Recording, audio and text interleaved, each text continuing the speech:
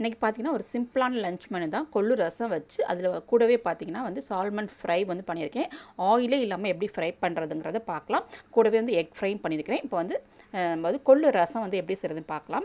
இப்போ நார்மலாக நம்ம எப்படி புளி ரசம் வைப்போம் அதே மாதிரி தான் நம்ம புளி ரசம் வச்சுட்டு இந்த கொள்ளை மட்டும் நல்லா வறுத்துட்டு பவுடர் பண்ணி நம்ம வந்து அதில் ஒரு ஸ்பூன் வந்து சேர்த்துக்கிட்டா சூப்பரான கொள்ளு ரசம் வந்து ரெடி ஆயிரும். இப்போ வந்து ரசத்துக்கு வந்து நான் வந்து எண்ணெய் ஊற்றி கடுகு உளுந்தம்பருப்பு வரமிளகாய் வந்து சேர்த்துருக்கேன்.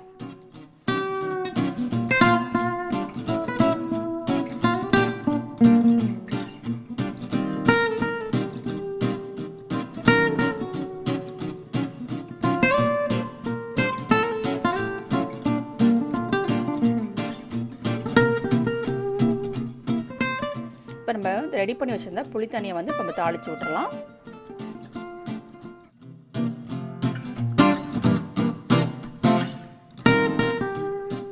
இப்போ ரசத்துக்கு தேவையான அளவு மஞ்சத்தூளும் சேர்த்துட்டு தேவையான அளவு தண்ணியும் சேர்த்து கொதிக்க விடலாம். நம்ம வந்து ஆல்ரெடி பார்த்திங்கன்னா நான் வந்து கொள்ளை வந்து நல்லா வறுத்து பவுடர் பண்ணி ஃப்ரிட்ஜில் வச்சுருக்கேன். எப்பப்பெல்லாம் நமக்கு வந்து ரசம் வைக்கும் போது தேவைப்படுதோ அப்போ ஒரு ஸ்பூன் வந்து எடுத்து கொள்ளு பொடி வந்து இந்த ரசத்தில் வந்து சேர்த்துக்குவேன். ரசம் வந்து நல்லா வாசமாக சூப்பர் டேஸ்ட்டாக இருக்கும். ப்ளஸ் நம்ம வெயிட் லாஸ் பண்ணணும்னு நினைக்கும் போது இந்த மாதிரி கொள்ளு ரசம் வந்து இன்ஸ்டன்ட் கொள்ளு ரசம் கூட சொல்லலாம். இது ஆல்ரெடி நான் 2 கொள்ளு ரசம் வந்து போட்டிருக்கேன். எப்படி கொள்ளு அதாவது எலும்பு ரசம் மாதிரி வச்சு காமிச்சிருக்கிறேன் கொள்ளு ரசம். இது வந்து புளி ரசம் மாதிரி. ஸோ இந்த மாதிரி இது வந்து இன்ஸ்டண்ட்டாக செய்யக்கூடிய ஒரு கொள்ளு ரசம் கூட சொல்லலாம். இந்த மாதிரி நம்ம வறுத்து பாட்டிலில் போட்டு ஸ்டோர் பண்ணி ஃப்ரிட்ஜில் ஸ்டோர் பண்ணி வச்சுருக்கேன். ரசத்தில் இப்போ 1 ஸ்பூன் அளவுக்கு நம்ம போட்டால் போதும். நீங்கள் வந்து டெய்லி கொள்ளை வந்து கொள்ளு தண்ணியாவோ ரசமாவோ சூப்பாவோ நீங்கள் எடுத்துக்கிட்டே இருந்தீங்கன்னா கண்டிப்பாக சூப்பராக வெயிட் லாஸ் ஆகும். அவ்வளோதான். ரசம் வந்து ஒரு கொதி வந்ததுக்கப்புறமா நம்ம ரசத்தை வந்து ஆஃப் பண்ணி வச்சிட வேண்டியதான். இப்போ வந்து சாலமன் ஃபிஷ் ஃப்ரை வந்து எப்படி செய்கிறதுன்னு பார்க்கலாம். இது வந்து வித்தவுட் ஆயில், இதில் வந்து ஆயிலே சேர்க்காமல் இன்றைக்கி சூப்பரான ஒரு சாலமன் ஃப்ரை தான் பார்க்க போகிறோம். உங்களுக்கு என்ன ஷேப்பில் வேணுமோ கட் பண்ணி எடுத்துங்க. நான் இது மாதிரி நீளமாக ஒரு ஃபிங்கர் சைஸில் வந்து நம்ம வந்து கட் பண்ணி எடுத்துக்கலாம். முடிஞ்சளவு கொஞ்சம் திக்காக பெருசாக எடுத்தால் நல்லா தான் இருக்கும் அது.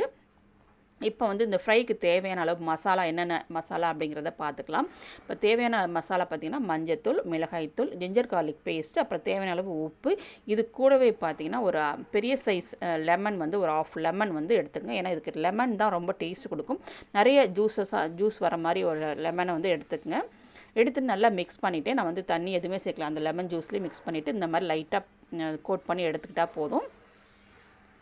ஏன்னா அந்த லெமன் ஜூஸ் அந்த புளிப்பு டேஸ்ட் இருந்தால் தான் அந்த சாலமன் ஃபிஷ் ரொம்ப டேஸ்ட்டாக இருக்கும்.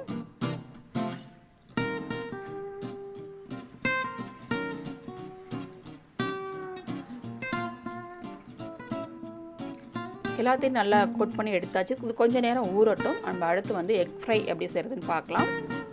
இது வந்து எக் பஜ்ஜி செய்கிற மாதிரி தான். 2 ஸ்பூன் அளவுக்கு வந்து கடலை மாவு வந்து சேர்த்துக்கிறேன். 1 ஸ்பூன் அளவுக்கு வந்து அரிசி மாவு எடுத்துக்கங்க. அப்புறம் கொஞ்சமாக மிளகாய்த்தூள், அப்புறம் தேவையான அளவு மஞ்சத்தூள், அதுக்கப்புறம் உப்பு, தேவையான அளவு ஜிஞ்சர் கார்லிக் பேஸ்ட்டு எல்லாம் எடுத்துக்கலாம். இது கூடவே பார்த்திங்கன்னா நீங்கள் வந்து மிளகுத்தூள் இருந்தால் சேர்த்துங்க. நான் வந்து மிளகுத்தூளும் ஜீரகத்தூளும் மிக்ஸ் பண்ண தான் இருக்குது. அதனால் அதில் கொஞ்சம் 1/4 ஸ்பூன் அளவுக்கு சேர்த்துக்கிறேன். இப்போ நம்ம வந்து பஜ்ஜி மாவு பதத்துக்கு வந்து நல்லா மிக்ஸ் பண்ணி எடுத்துகிட்டு இப்போ நான் வந்து எக்கை வந்து பார்த்திங்கன்னா பாயில் பண்ணி ஆஃபாக கட் பண்ணி எடுத்துருக்கேன். அதில் இந்த மாதிரி ஃபுல்லாக கோட் பண்ணி எடுத்துக்கணும் மாவை. இப்போ கடலை மாவில் நிலச்ச வந்து எக்கை வந்து தோசைக்கல்லில் கொஞ்சமாக எண்ணெய் ஊற்றி சுற்றி இந்த மாதிரி அடுக்கிக்கலாம். ஒரு பக்கம் வந்து எக் வந்து ஃப்ரை ஆனதுக்கப்புறமா அப்படியே திருப்பி போட்டு மீதப்பட்டுச்சில் பார்த்திங்களா அந்த மாவை வந்து அந்த எக் மேலே கொஞ்சமாக ஊற்றி மிதமாக வந்து வச்சு 2 பக்கமும் போட்டு பிரட்டி எடுத்திங்கன்னா சூப்பரான எக் பஜ்ஜின்னு கூட சொல்லலாம். இது எக் ஃப்ரைன்னு கூட சொல்லிக்கலாம். ஸோ வந்து ரெடி ஆயிரும். கொஞ்சம் ஆயிலே நம்ம எக் பஜ்ஜி வந்து ரெடி பண்ணிடலாம். டேஸ்ட்டும் ரொம்ப சூப்பராக இருக்கும். ட்ரை பண்ணி பாருங்கள்.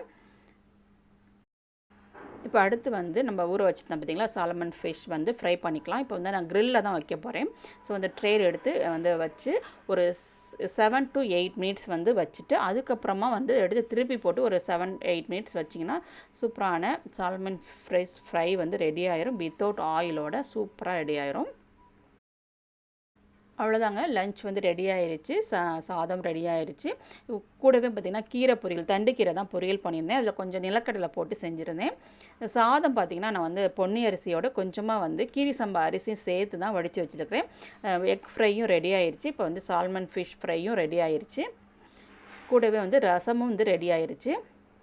இந்த மாதிரி சிம்பிளாக ஒரு ரசம் வச்சு சைட் டிஷ் இந்த மாதிரி வச்சு சாப்பிட்டு பாருங்கள், சூப்பராக இருக்கும். பாருங்கள், இந்த சால்மன் ஃபிஷ்ஷில் எவ்வளோ ஆயில் வருதுன்னு பார்த்தீங்க. அதனால தான் இது நான் ஆயிலே சேர்க்கல, அவ்வளோ ஆயில் வருது. அப்படி இந்த ஆயில் ரொம்பவே உடம்புக்கு நல்லதுங்க. இந்த சால்மன் ஃபிஷ் ஆயில் வந்து மார்க்கெட்டில் வந்து கேப்சூலாக விற்கிறாங்க, அவ்வளோ காஸ்ட்லி அது. இந்த ஆயிலை வந்து வேஸ்ட் பண்ணாதீங்க. நீங்கள் வேறு ஏதாவது தொக்கு, ஃபிஷ் தொக்கு அந்த மாதிரி செஞ்சிங்கன்னா அதில் சேர்த்துக்குங்க. பட் நான் இன்றைக்கி வந்து அதிலேயே ஃபிஷ்லேயே வந்து ஊற்றி தான் சர்வ் பண்ண போகிறேன். ஸோ வேஸ்ட் பண்ண வேணாம். இந்த ஒமேகா 3 ஆயில் வந்து இதயத்துக்கு ரொம்பவே நல்லது, இந்த ஃபிஷ் ஆயில் வந்து. அதனால் இந்த ஆயிலை வந்து வேஸ்ட் பண்ணாமல் அப்படியே நம்ம சாப்பிட்றது உடம்புக்கு ரொம்பவே நல்லது. அந்த ஆயிலை பார்த்திங்கன்னா அந்த ஃபிஷ் மேலே அப்படியே ஊற்றிட்டு, ஏன்னா ஃபிஷ் வந்து நம்ம க்ரில் பண்ணும்போது கொஞ்சம் ட்ரையாக இருக்க மாதிரி இருக்கும். ஸோ அது மேலே பார்த்திங்கன்னா அந்த ஆயில் அப்படியே ஊற்றி விட்ருங்க. அதை வேஸ்ட் பண்ணாமல் அந்த ஆயில் வந்து சாப்பிட்ருங்க. இல்லாட்டி நீங்கள் எடுத்து வச்சு கூட நீங்கள் வேறு ஏதாவது ஃபிஷ் தொக்கு இந்த மாதிரி செஞ்சிங்கன்னா கூட அதில் மிக்ஸ் பண்ணிக்கோங்க. ஸோ சிம்பிளான ஹெல்த்தியான இந்த லஞ்ச் பண்ண உங்கள் எல்லாருக்கும் பிடிச்சிருக்குன்னு நினைக்கிறேன். இது போன்ற ஆரோக்கியமான லஞ்ச் பண்ணலாம் வேணும்னு மறக்காமல் ஒரு வீடியோ சமையலை சப்ஸ்கிரைப் பண்ணி சப்போர்ட் பண்ணுங்கள். தேங்க்யூ.